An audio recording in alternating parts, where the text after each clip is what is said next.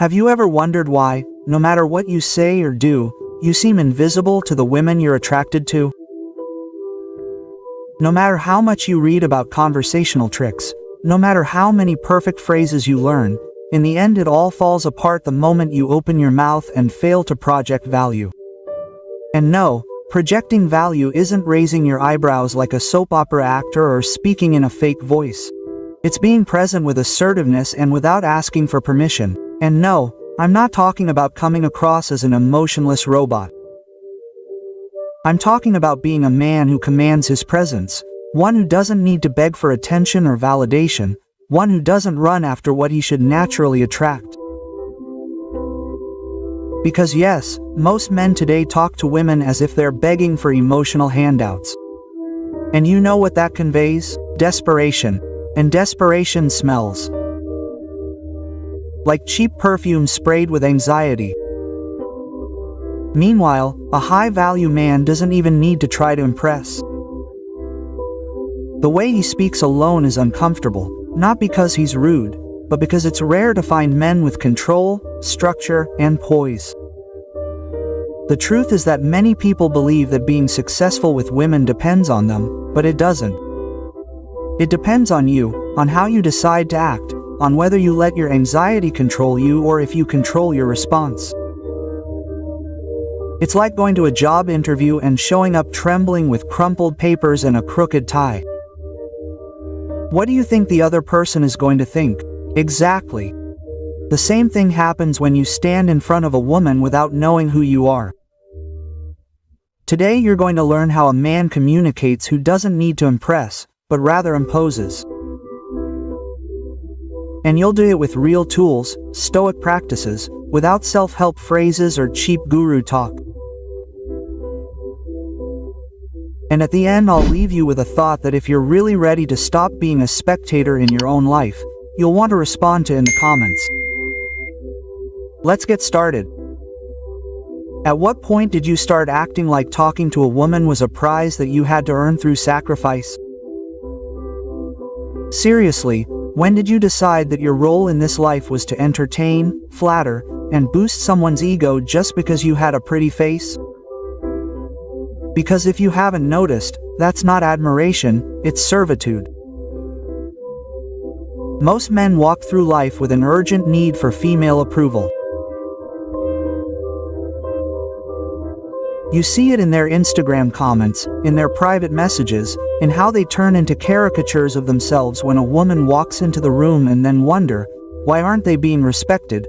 Why are they being ignored? Why do they end up being the nice friend or the "thank you for being there" guy? Well, why doesn't a man who puts a woman on a pedestal come across as strong? He comes across as subservient, and subservience doesn't seduce, it inspires pity. A high-value man would never treat her like a goddess. Why would he? Because she exists, because she was born with favorable genetics and knows how to use filters. Here's the part that hurts. Many women have inflated egos, but not because they're bad people, but because they've been treated like celebrities by average men their entire lives. And you can't join that circus. Imagine treating every waiter like they're a Michelin-starred chef just because they brought you a hot meal. That's how empty a compliment sounds when it comes from someone who has no self-respect. If you're the king, you can't be on your knees every time someone with a fake crown comes along.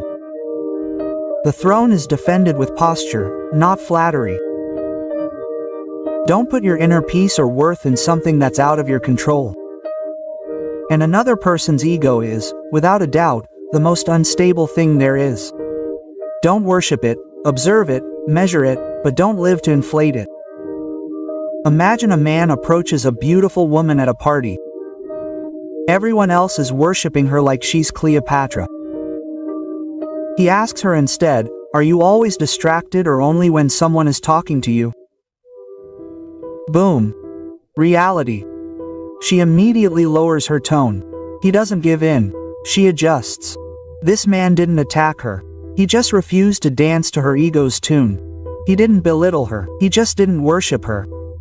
Every time you're about to compliment an attractive woman, stop and ask yourself this question.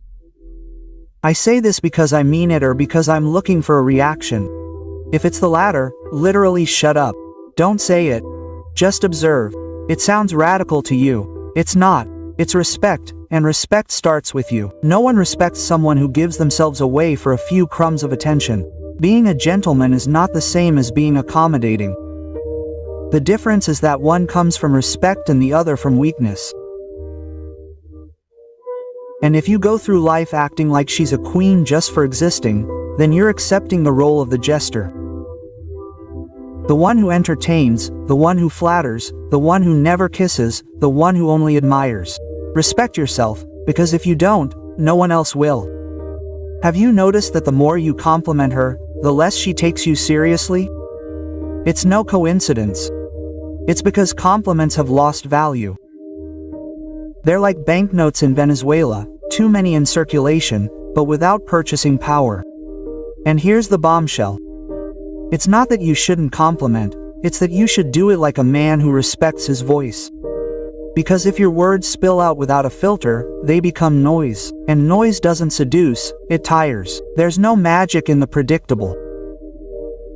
Average men throw compliments as if they were throwing crumbs to pigeons, hoping one will come closer. But a high-value man chooses his words with the precision of a surgeon, not because he's afraid to speak, but because he understands the value of silence. He knows that sometimes saying less is showing more. Look, women are exposed to constant compliments on social media, on the street, at work. Their sensitivity threshold to compliments is burned out. What for you is wow, how daring. For her, it's the 23rd compliment of the day. So why go down that path? Why compete in the league of desperados? A truly interesting woman doesn't need you to remind her that she's attractive, she already knows it. And if she doesn't know it, it's not your job to enlighten her either. A chef who cooks a perfect dish and serves it without a word. He doesn't need to describe how delicious it is, he just sets it on the table and walks away. If it's done well, silence will be the best compliment. That's how a good compliment works. Brief, unexpected, and without hidden agenda, like a fancy signature, not graffiti. Every word you utter should be a directed action. Don't use your voice to seek validation, use it to communicate truth. The wise man doesn't seek to be liked, he seeks to be clear, he doesn't need embellishment to impress. Imagine a man, he meets an attractive woman in a coffee shop. Everyone else smiles at her, asks her silly questions, looks for excuses to talk to her. Instead, he walks up to her and says, "Nice style. I like that you don't look like just another copycat." She falls silent. He says goodbye and walks away. Nothing more. There was no insistence. There were no ulterior motives, just a firm statement, and when he disappeared he left a mark, because he didn't compete with the others. He spoke from his center and walked away.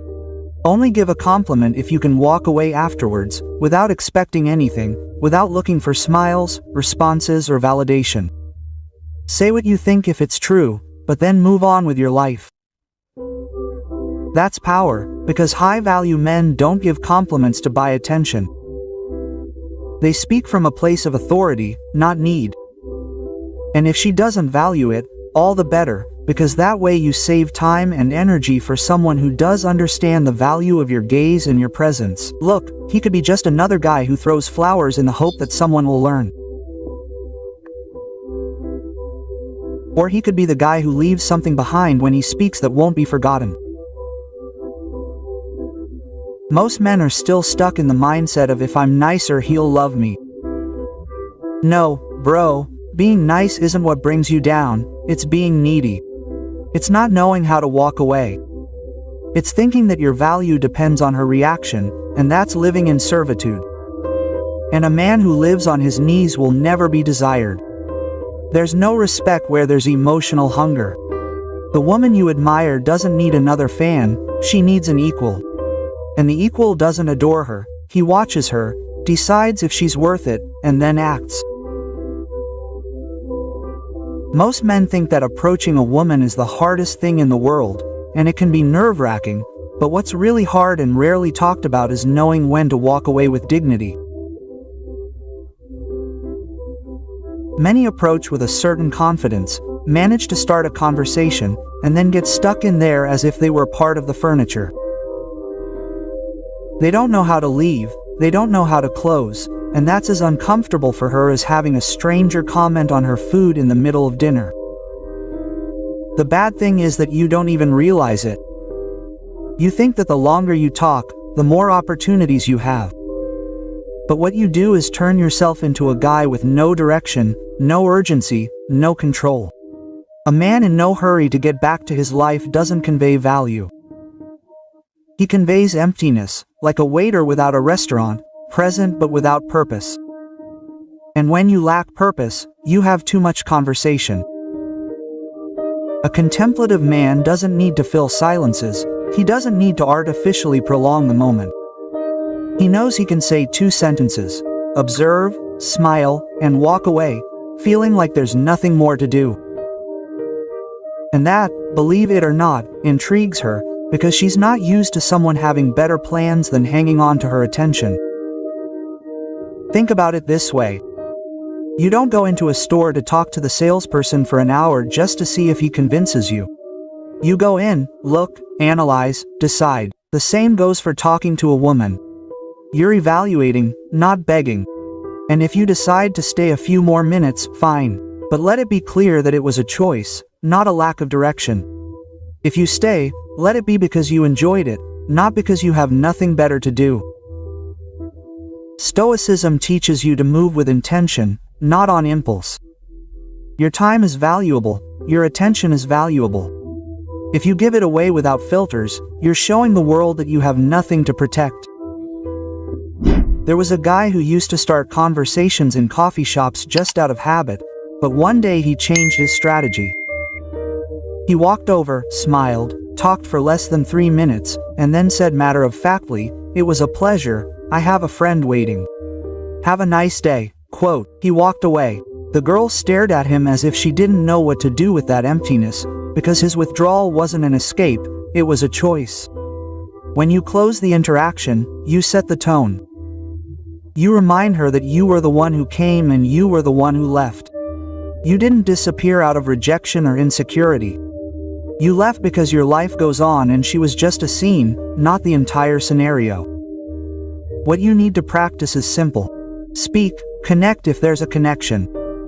And if there isn't, or if the moment becomes mechanical, walk away gracefully. A smile at her name and you're gone. That screams confidence, without needing to raise your voice. And if she doesn't get it, that's her problem. You've already shown the kind of man you are. One who doesn't stick around out of politeness, one who doesn't drag out the conversation out of fear of silence. One who doesn't need permission to close the chapter. Men who know how to walk away leave their mark because their silence carries more weight than 1,000 words uttered out of nervousness. And in an era where everyone seeks attention, the one who leaves without asking for it shines the brightest. You're not on sale, stop asking for approval. Because there's something deeply wrong when a grown man needs a woman to tell him he looks good in order to feel good. And yes, you've done it. We've all done it at some point. Dropping a question disguised as a joke. Do you think this shirt looks good on me? Expecting her to respond with a smile and a pat on the ego. But here's the uncomfortable truth. The moment you do that, you cheapen yourself, you become a child begging for applause, and there's nothing less attractive than a man who needs approval in order to feel confident.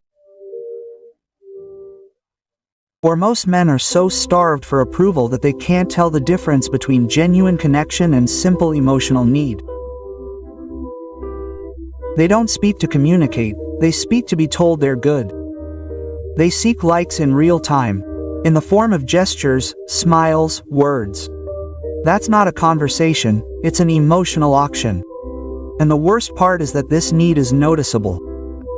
Because the woman may not know exactly what she's feeling, but she does know that something smells like weakness. And that doesn't generate attraction, it generates discomfort, like seeing an adult asking permission to exist. A man who respects himself doesn't ask questions looking for comfort. He speaks from a place of certainty, from a place of calm. He knows that his value doesn't fluctuate with external opinion. He doesn't need applauders, he applauds himself. This is trained like a muscle. Every time you find yourself wanting to ask something to receive approval, do the opposite. Be quiet, breathe, and remember that your value is not negotiable. And you know what happens when you do that, your energy changes. You no longer enter places expecting to be seen. You enter as if you were already part of the scene. You don't show up with an emotional resume, you're just there, present, complete, focused. Imagine a luxury product. It doesn't have discounts, it's not on sale, it doesn't beg for customers. It's there. If you want it, you buy it. If not, follow your path. That's how your attitude should be. Being yourself doesn't mean telling the world your doubts and expecting comfort. It means carrying them without drama and walking on anyway. Once a guy on a date asked the girl if she thought he was attractive. She shrugged. End of interest. Because at that moment she understood that he hadn't built himself, that he was just there waiting for validation. And if you need her to confirm who you are, then you're nobody yet. And this doesn't mean you have to be cold or closed. You can be nice, but your self-esteem can't be a borrowed building. It has to be founded on your word, not on her gaze. The next time you're in a conversation and you feel the urge to ask something to feel better about yourself, stop.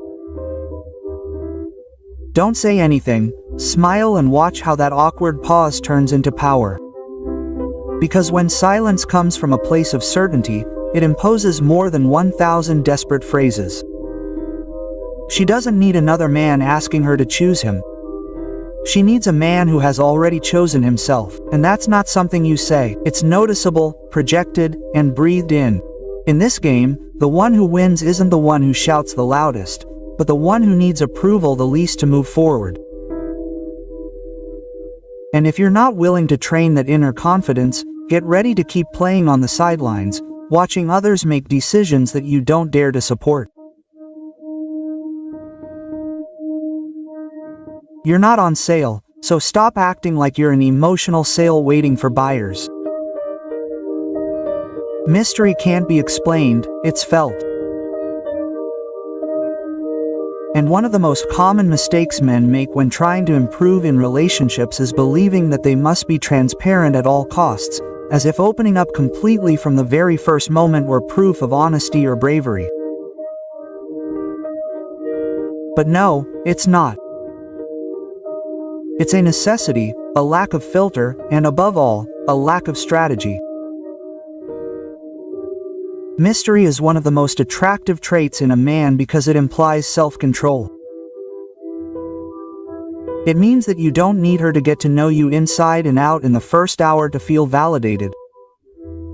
You're not desperate to tell your story. You're not looking for her to understand you, analyze you, or emotionally embrace you. You are comfortable with not being deciphered so easily. For many women, that is unbearable. And that is precisely why he is so magnetic. Nowadays, most men become predictable in a matter of minutes. Same messages, same attitude, same pattern. A text when waking up, a nervous smile. The typical question, how was your day? Everything is timed, everything is too predictable. And this is where you become invisible. Because if she can predict your next move, there is no tension, no expectation, no game. You are a repetition of the previous guy. On the other hand, a mysterious man is not distant, he is unpredictable. Sometimes he shows up, sometimes he doesn't, sometimes he responds, sometimes he ignores, not to play or manipulate, but because his world does not revolve around her. He revolves on his own axis, and if she comes in, great, but he doesn't need her like oxygen. The human mind values what it cannot fully understand. The same thing happens with a complex movie or a book that you do not finish deciphering. He hooks you because he doesn't give you everything at once. That's how your presence should feel. Unsettling, interesting, unexplained.